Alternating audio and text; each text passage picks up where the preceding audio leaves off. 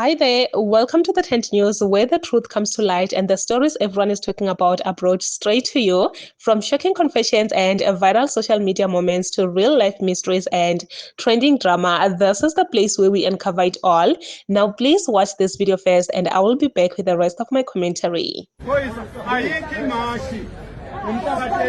Ngumhlaka-30 mnqamlajuqu ukuthi kufanele uhulumeni kube kukhona sekwenzile. Uma engakaqedi ngowethu uhulumeni sizomlinda. Lapha eBay yimi enganquma umhlaka-30. Lapha eBay ayikho imashi ngomhlaka-30.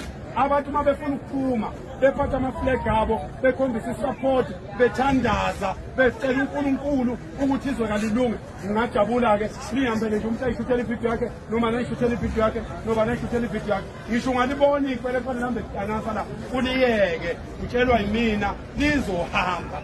Your president has spoken. Your president has made an announcement. Uguti, there will be no march on the 30th of June. Even your president, he's shying away from this thing of 30 June because he knows Uguti is going to get in trouble. He knows. Why do you think they're all trying to shy away from 30 June? Because they know. Or maybe he's received 5 million. Yabo, these guys, I think personally, this is what I think. They're in it for the money, guys. And in the future, you will see and realize that you were fooled. You know, you see and realize what you were fooled. But as you heard, iposenite hlaka-30 uzoba kuthandazwa. If ufuna ukuphuma ne-flag yakho, phuma ne-flag yakho, and if you see ikwerekwere, ungalithinti. That's from your president, engaphikiswayo. So if you go against his word, then I don't know.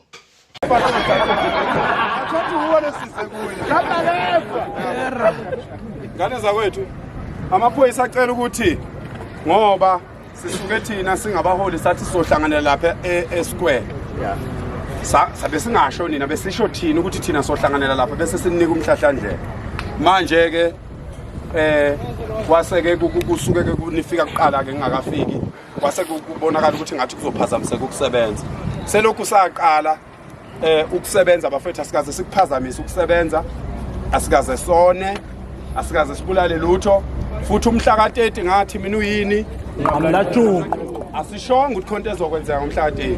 So le mali engaka ekhishiwe siyazi ukuthi eyani, kodwa khona abantu bokufika bazohamba bona.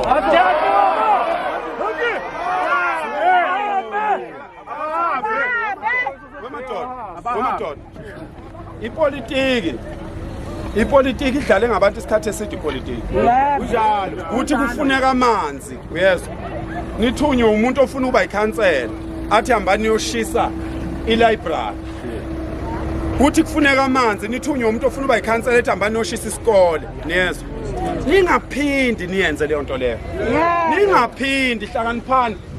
Ziboneni nani ukuthi niyanqoba, niyabona niyanqoba, niyababona nabantu abahambayo ukuthi bangakanani. Yebo. Manje yini ke engapanga ukuthi wena ufuna ukubulala idolobha lakho? Yeah. Uyabona? Okhiphele imali wathi ngomhlaka-30 kufuneka imali engaka ngoba kuzokwenzeka ukuthi uzosho yena ukuthi wayelumemezele nini lo suku lolo. Ngoba umhlaka-30 wamenyezelwa yimina. Ngathi mina umhlaka-30 kufanele ngawo abantu bokufika babe sebehambile. Uma futhi bayobe bengakahambi siyophinda siqale okunye siqhubekele phambili. Kodwa akekho umuntu owathi kufanele kushiswe itolo. Akekho umuntu owathi kufanele kubulawe abantu. Angeke futhi sikwenze lokho. Ngoba ngeke uyiphendukezele ingqondo ufike ukuthi ufuna ukulungisa izwe uphinde wena futhi kube uwo bulaliswa. Sesibonile ke kulama masha amanye ngisuke ngingekho kuwo. Sekugcwele ihlalo beqembe lithile elithanda ukubulala nje. Kugcwele bona manje kulama mashi nje singekho. Laba bahambe bethatha imali kubantu. Ilabo ihlalo abafuna uba ngamakhansela noyihlalo bama BGM amaqembu. Sebephendukile, baphenduka baba ngama activists, bebe bengama ningayivumi leyo nto leyo. Ningasetshenziswa. Umhlaka-30 umnqamlajuqu sayibekele itarget ukuthi kufanele bebe sebehambile. Bayahamba abantu. Yini ke phozo ilwela wena ngoba thina sizoqhubeka beze bephele.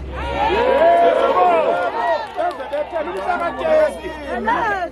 lalelani ngoba funa inhlakanipho amadoda niyazwana ningavumi ukusetshenziswa nibulala amadolobheni kanti umuntu uyifunela ifridge nje khona umuntu onqeni ukuyothenga ifridge usazosebenzisa nina ukuthi nibulala idolobha leni ningayenzi leyo nto umhla ka-30 umnqamlajuqu kangaze ngisho ukuthi kuyobe kunani ngomhla ka-30 yingakho kuze kube manje angulindile mina umhla ka-30 ngiyasebenza ngilapha namhlanje kusasa ngiseNewcastle ngelokhuza ngesonto sisegoli ngomsombuluko siseSoweto ngoba umhla ka-30 umnqamlajuqu akusile ilanga lesigameko akuze kuba nalutho ngomhla ka-30 sizontshela thina ukuthi ngoba usufikile kumhla ka-30 uhulumeni yini asayenzile eyintweni esasiyishila ngithi bese siphinde sibuya sizodaya kungakapheleli siyaqhubeka ke senza u1 no2 no3 uyabona nje la iBay khohlwana umhla ka-30 la iBay iBay ibonile idinga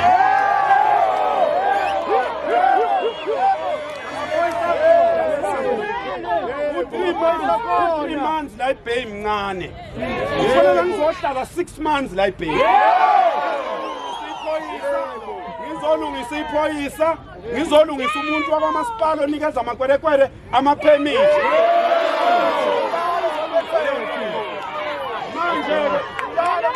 manje-ke lalelana umhla ka-30 akulona ilanga lesigameko uyabona ngomhla ka-30 sorry ngomhla ka-30 ngicela wonke umuntu wase-South Africa ngicela ngenzela ividiyo ewu-30 seconds ebambe iflegi lakhe kanje angipostele yona ngomhla ka-30 ekuseni ngikupostele leyo video usho indawo yakho usho indawo okuyo mfowethu uyabona nje wenze nje kanjena nje wengane zakwethu uNkulunkulu khona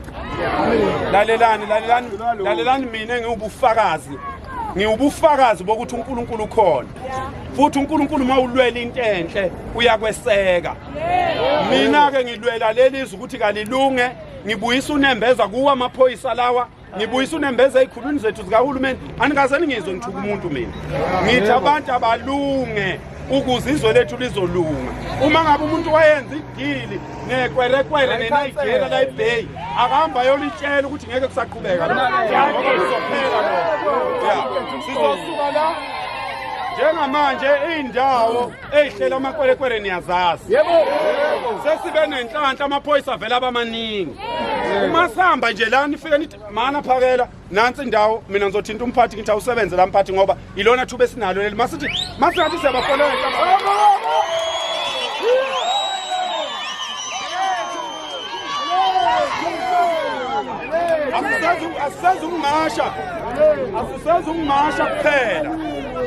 asisenze ukumasha kuphela kodwa sifuna ukuthi kuphele lolusuku kunomsebenzi esiwenzile awakwazi amaphoyisa ukuphuma bemaningi kanje amosha ama-resources eze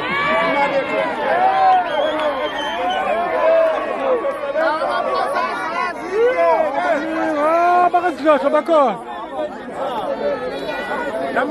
bakazidlohla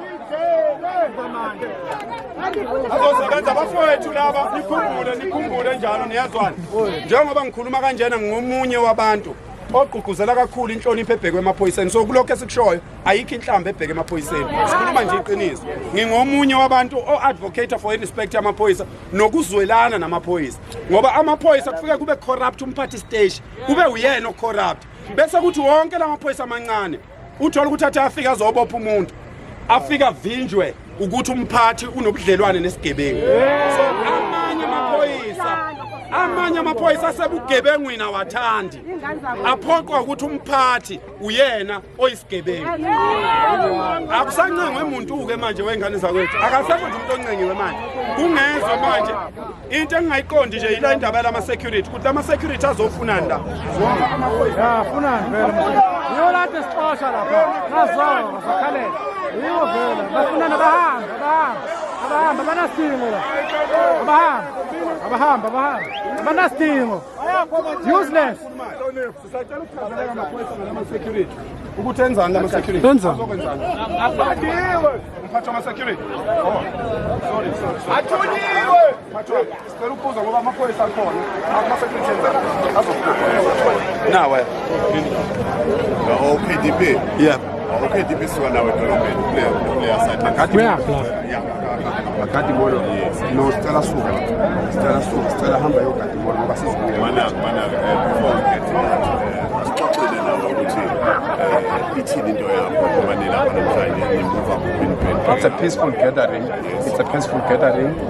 Evunyelwa umthetho ukuthi singakwazi ukuyihlanganisa, asidingi ukucela kumuntu, asidingi ukubikela muntu. Sengisho thina sifuna sikwazi ukuthi sizohamba nje straight baba ngomgwaqo. Kuneyinkinga, uyabona nje mase uyophuma ngaleya ade ngikhona ebusuku, kuneyinkinga zama drugs ngaleya namase uzophuma khona le ndawo engathi yini le ndawo ubani wala ibheke wazi izesibheka. Uyabona indawo mase ungathi nje usubhekele komall enkulu. Le ndawo lesixoxo ugcwele ama drugs lapho, kunama drugs, kunezinto eziningi, kuningi okunye sikuphethe esingeze ukuveza kodwa bese ucela ukuthi mase sizodlula khona amaphoyisa athi usibukela la. Okay, no, ngifuna iroute manje sisuka la. Sihamba nje straight sizosiyojika emall. Masijika emall siyabuya sizophelela enke. So jika nje sibuye khona la futhi. Okay. La nithi niyakhona ubani asikhona thina sizothi masidlula khona bese simcela. I-presence yamaphoyisa izoba njena for the order of the day. If kunendawo ne-identify ukuthi inobugebengu obuthile ikhona, kusho ukuthi nabikho cha ileya ndawo amaphoyisa akwazi ukuthi ayi-address lana but not umphakathi. No, ngeke kwenzeka kanjalo. Hlale senza njalo mhlawumbe. Enye request yami ithi since i-town imi kanjalo njengohlekeze lemi ngayo kuhamba kwethu kunqamla phakathi edolobheni sicela bangadistebheki labantu abaya edolobheni, then we just shoot straight wherever we're going and then it's only 2 hours. No, siyenza njalo baba lekhululeka. Kuzobona nje kuzokwenza. That's why sibeqela nangapha emaceleni mangabe no pavement abavumelekile ukuhamba kwa pavement. Kufanele behambe emgwaqweni ngoba kuma pavement kwezinye indawo umuntu osebenzayo. No, it's fine. Nenhlanhla vele umgwaqo wethu kabili. They're going to be using one route. Yes, masisibuya ngalo. Yeah. Manje ngalo nisho. Masisibuya. Angithi masibhekele sosebenzisa sibuya. Then masisihlakazela sohlakazekele rank so address of masesihlakazela. Khululeka insizwa lesimhlonishwa. Yeah. Okay baba, sorry. Sicela masefika la wahamba. Hayi bazobuya. Bahamba. Banasidingo. Ngicela nilalele ke bafowethu. La asizile ukuzoxabana namaphoyisa, asizile futhi ukuzophazamisana nawo. Njoba sihlanganele nje asicelanga kumuntu. Sinelungelo lokuyihlanganela kanje. Kufanele size siqede sinomoya omuhle senza kahle ukuze kugcinele kungabibikho abantu asebephambana nengalo yomthetho. Asikho isidingo sokuthi manifuna ukuhlangana nini nesiqiniseko sokuthi into eniyenzayo inokuthula. Akukho la ufuna nicele khona. So ke siyazi ukuthi lapha lokho abantu beya komasipala beyocela bafike bevinjwe lana asikho isidingo sokucela. As long as into yenu nizoyenza ibe nokuthula. Njengalesi sizoyenza manje. Sizokhombisa la ukuthi khona izinto esizaziyo. Siphethe amagama la eBay, siphethe ama screenshots, siphethe izithombe zamaphoyisa avuka ekseni ayohlala gadi isigebengu. Kodwa sizokuveza ke lokho sifuna thina ukuthi sikhombise siwumphakathi ukuthi sinalo ulwazi. Silubambe ngoba singafuni konakala imisebenzi yabantu. Kodwa kungavikelwa umuntu wokufika ongekho la olanga okungekho emthethweni akangavikelwa ngamaphoyisa. Akavikelwe umthetho akaboshwe ayovikelwa umthetho umbuyisele kwela kubo. Ningalokothi none seninqobile. Ningalokothi none ngoba seninqobile. Uma kuze kukhishwa u600 million ukhishelwe into eningakaze nisho lutho ngayo. Seninqobile. Qhubekani nalo moya omuhle ke niwenzayo. Sizophumelela. Oh ngelethi izwe.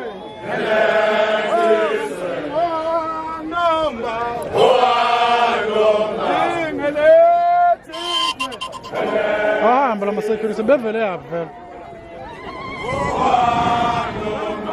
Mphapho nje. Bethola beyi-own ibhila.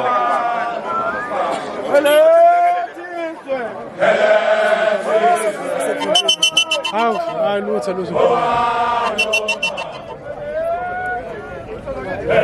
Uphakela Mthakathi is trending right now as we speak because of his recent video where he was addressing South Africans, telling them that there will be no march on the 30th of June.